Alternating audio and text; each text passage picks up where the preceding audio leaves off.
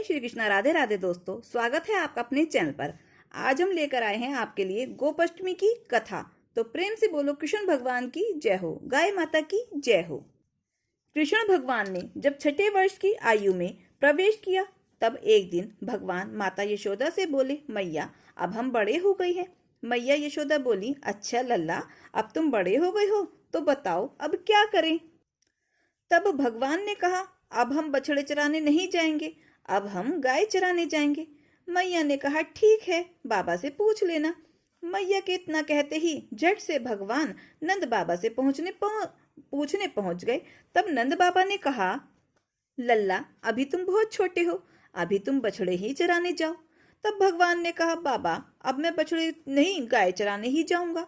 जब भगवान नहीं माने तब बाबा बोले, ठीक है, तुम पंडित जी को बुला कर लाओ, वह गोचारण का मुहूर्त देखकर बता देंगे। बाबा की बात सुनकर भगवान झट से पंडित जी के पास जा पहुंचे और बोले, पंडित जी आपको बाबा ने बुलाया है, गोचारण का मुहूर्त देखना है। आप आज का ही मुहूर्त बता देना, मैं आपको बहुत सारा माखन दूंगा। पंडित जी नंद बाबा के पास पहुंचे और बार बार पंचांग देखकर गणना करने लगे। तब नंद बाबा ने पूछा, पंडित जी क्या बात है कि आप बार बार क्या गिन रहे हैं। तब पंडित जी बोले, क्या बताएं नंद बाबा जी, केवल आज का ही मुहूर्त निकल रहा है, इसके बाद तो 1 वर्ष तक कोई मुहूर्त नहीं है। पंडित जी की बात सुनकर नंद बाबा ने भगवान को गोचारण की स्वीकृति दे दी। भगवान जिस समय भी कोई कार्य करें वही शुभ मुहूर्त बन जाता है। उसी दिन भगवान ने गोचारण आरंभ किया और वह शुभ तिथि की थी कार्तिक मास में शुक्ल पक्ष की अष्टमी। भगवान के गोचारण आरंभ करने के कारण ही यह तिथि गोपाष्टमी कहलाई। माता यशोदा ने अपने लल्ला का श्रृंगार किया और जैसे ही पैरों में जूतियां पहनाने लगी तो लल्ला ने मना कर दिया और बोले, मैया यदि मेरी गाय जूतियां नहीं पहनती हैं तो मैं कैसे पहन सकता हूँ। यदि पहना सकती हो तो उन सभी को भी जूतियां पहना दो। और भगवान जब तक वृंदावन में रहे भगवान ने कभी पैरों में जूतियां नहीं पहनी। आगे आगे गाय और उनके पीछे बांसुरी बजाते भगवान, उनके पीछे बलराम और श्री कृष्ण के यश का गान करते हुए ग्वाल गोपाल, इस प्रकार से विहार करते हुए भगवान ने वन में प्रवेश किया। तब से भगवान की गोचारण लीला आरंभ हुई। जब भगवान गो चराते हुए वृंदावन जाते तब उनके चरणों से वृंदावन की भूमि अत्यंत पावन हो जाती।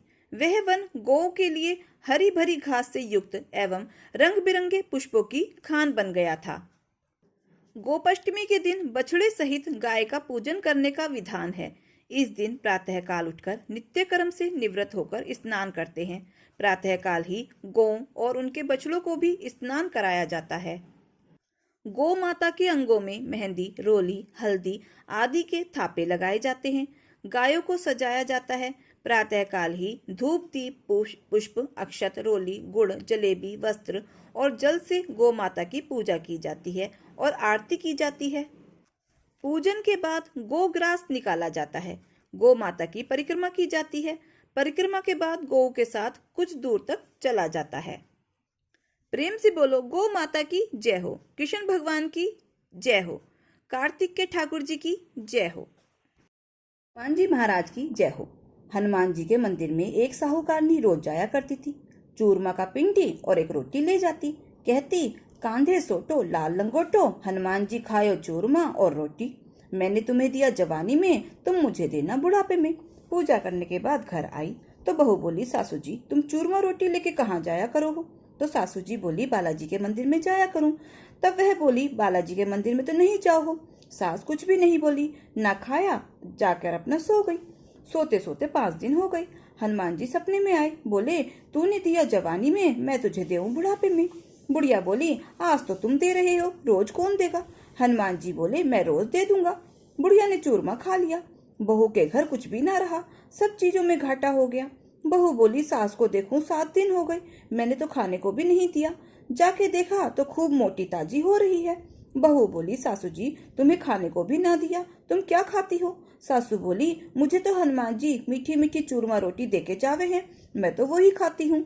बहू सास के पैरों में पड़ गई और बोली, हम तो तुम्हारे भाग का खाते हैं, हमारे घर में तो अब कुछ भी ना रहा, अब आप संभालो। सास रोज फिर पहले की तरह चूरमा रोटी चढ़ाने लग गई। फिर खूब धन धान्य हो गया। जैसे सास को हनुमान जी ने दिया वैसे सब किसी को देना। कहते सुनते हुंकारा भरते का। जय हो हनुमान जी महाराज की जय हो। एक बुढ़िया थी, कार्तिक नहाती। एक बार अपने बेटे से बोली कि बेटा मैं गंगा जी नहाने जाऊंगी।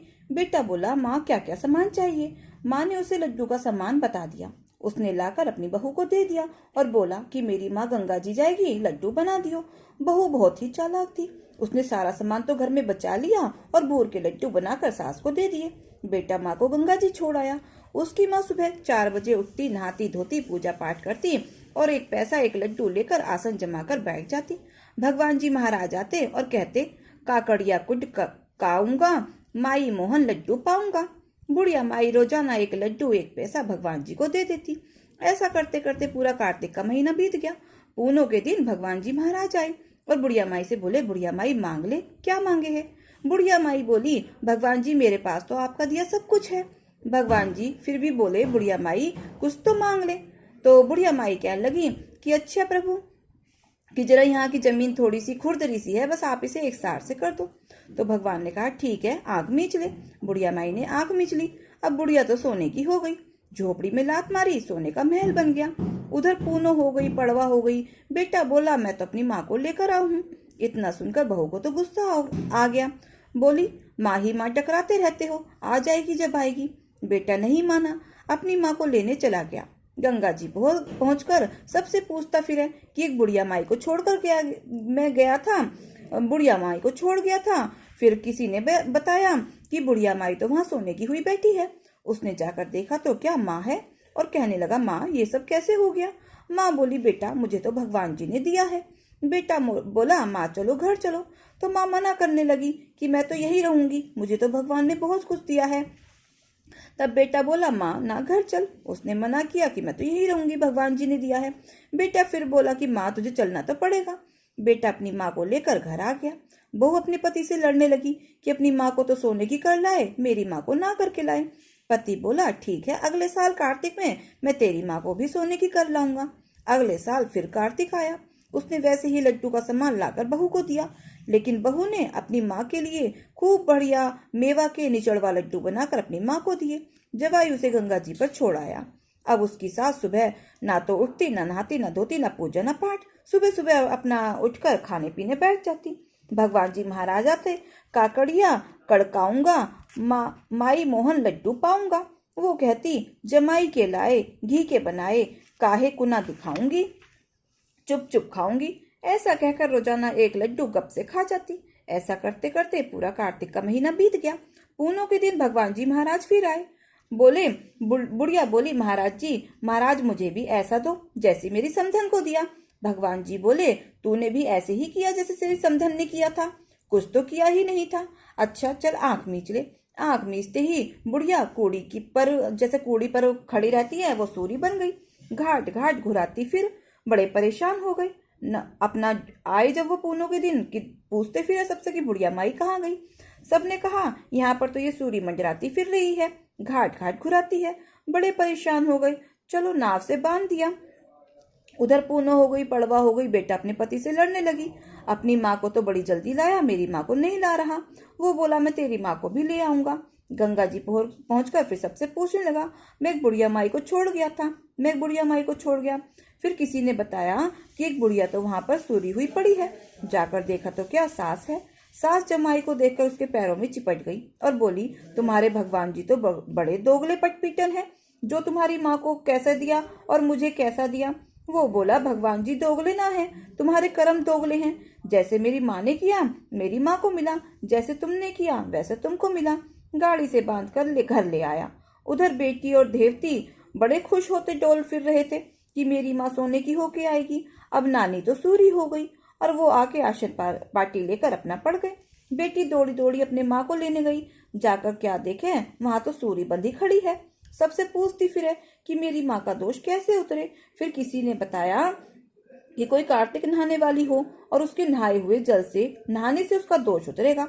अगले साल उसने अपनी सास को बड़े प्यार से कार्तिक नहलाया और अपनी माँ को उसके नहलाए हुए जल से नहलाया तो उसकी काया कंचन सी हो गई। पूंछ पटरे के नीचे दबी रह गई थी तो पूंछ तो सूर्य की ही रह गई। बाकी सारी देह मनुष्य की हो गई। भगवान जी, जैसे पहली बुढ़िया को आए वैसे सबको आना, जैसे दूसरी बुढ़िया को आए ऐसे किसी को ना आना। कहते सुनते हुंकारा भरते का। एक लपसी था, एक तपसी था। तपसी तो भगवान की तपस्या करता। लपसी रोजाना सवा सेर का हलवा बनाकर भगवान को भोग लगाकर टाली हिलकर जीम लेता। एक दिन दोनों में झगड़ा हो गया। लपसी बोला मैं बड़ा, तपसी बोला मैं बड़ा। मैं बड़ा क्योंकि मैं भगवान की तपस्या करता हूँ। नारद जी बोले कि तुम्हारा फैसला मैं करूंगा। दूसरे दिन तपसी नहाकर आने लगा तो नारद जी ने 1.25 करोड़ की मुद्रा तपसी के आगे गिरा दिया। उसने आंख खोलकर देखा तो क्या मुद्रा पड़ा है। उसने उठाकर पैर के नीचे दबा लिया और तपस्या करने लगा। उधर लपसी ने 1.25 सेर का हलवा बनाकर भगवान को भोग लगाकर टाली हिलकर जीम लिया। इतने में नारद जी आए, दोनों को अपने पास बिठाया। दोनों पूछने लगे कि कौन बड़ा। नारद जी ने तपसी से कहा कि अपना पांव हटा। पांव हटाते ही मुद्रा निकला। तब नारद जी बोले मुद्रा चुराने से तेरी तपस्या भंग हो गई है, इसलिए लपसी बड़ा है। तपसी कहने लगा कि मुझे मेरी तपस्या का फल कैसे मिलेगा। तब नारद जी बोले तेरी तपस्या का फल तुझे कार्तिक नहाने वाली देंगी। सब कहानी कहकर तेरी कहानी नहीं कहेंगी तो कार्तिक का फल तुझे हो जाएगा। धोती देकर अंगोछा नहीं देवे, सीधा देकर दक्षिणा नहीं देवे, ब्राह्मण जी माकर दक्षिणा नहीं देवे, दीवा चास के हाथ न जोड़े तो तेरा पुण्य, कपड़ा दे के बटन न लगावे, दाहिने हाथ से नाड़ा बांधे तो सबका फल तुम्हें हो जाएगा। इतना कहकर नारद जी चले गए। जय हो लपसी तपसी की जय। एक मेंढक और मेंढकी थे। मेंढकी जो है विष्णु भगवान का नाम लेती थी, तो मेंढक ने उससे विष्णु भगवान का नाम लेना छुड़वा दिया कि मेरे होते हुए किसी पुराए पुरुष का क्यों नाम लेती है। मेंढकी ने नाम लेना छोड़ दिया। अब भगवान ने सोचा इसका घमंड दूर करना चाहिए। घड़े में भर के लाके कढ़ाई में चढ़ा दिया। अब दोनों खदक खदक खदकने लगे। मेंढक बोला मैं तो जला। मेंढकी बोली मैं तो नहीं जल रही, कि तुम मेरी जगह आ जा मैं तेरी जगह आ जाऊं। दोनों ने जगह बदल ली। मेंढक बोला मैं तो अब भी जला। मेंढकी बोली मैं तो नहीं जल रही। तब मेंढक बोला कि तू विष्णु भगवान का नाम ले। तो मेंढकी ने कहा मैं तो नहीं लेती, पहले तूने लेना छुड़वा दिया, अब मैं नहीं लेती। तो मेंढक बोला पहले तू अकेली लेती थी, अब दोनों मिलके लेंगे। विष्णु भगवान संकट काटे, विष्णु भगवान संकट काटे, विष्णु भगवान संकट काटे, विष्णु भगवान संकट काटे, विष्णु भगवान संकट काटे। विष्णु भगवान एक बच्चे का रूप रख कर आए, लात मार कर चले गए। दोनों निकलकर सुख शांति पूर्वक रहने लगे। तो प्रेम से बोलो विष्णु भगवान की जय हो, चुटक विनार भगवान की जय हो। दोस्तों, ये कथा कहानी आपको कैसी लगी कमेंट बॉक्स में जरूर बताएं, और अगर अच्छी लगी हो तो प्लीज वीडियो को लाइक शेयर और सब्सक्राइब अवश्य करें। अपना प्यार और सहयोग दें। मिलते हैं फिर ऐसे ही नई कथा कहानियों के साथ। धन्यवाद। जय श्री कृष्णा। राधे राधे।